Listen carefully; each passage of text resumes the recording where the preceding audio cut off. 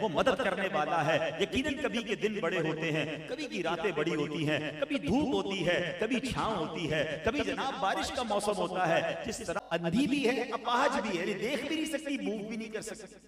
تو وہ شخص سوچنے لگا کہ اس کے ہاتھ پیر بھی نہیں ہیں, یہ دیکھ بھی نہیں پا رہی, یہ کھاتی کیسے ہے, اس کو رزق کہاں سے ملتا ہے. وہ کہتا ہے وہ اس کو وہیں تھوڑی دیر کے لیے رک گیا. اب جب اس نے حیران ہوا تو دیکھا کہ ایک شیر وہاں سے آیا, اس کے منہ میں کوئی شکار تھا. اس نے وہ شکار اس لومڑی کے سامنے ڈال دیا. جتنا لومڑی نے کھانا تھا کھا لیا, باقی وہ شیر اٹھا کر لے گیا.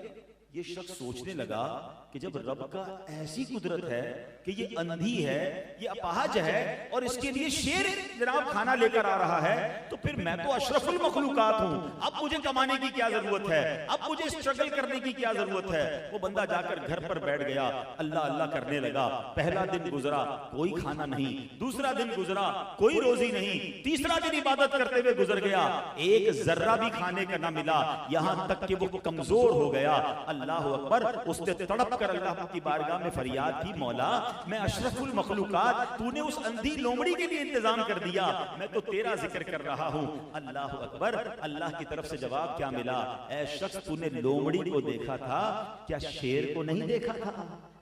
بننا ہے تو شیر کی طرح بننا, اپنے لیے بھی محنت کر اور دوسروں کو بھی کھلا.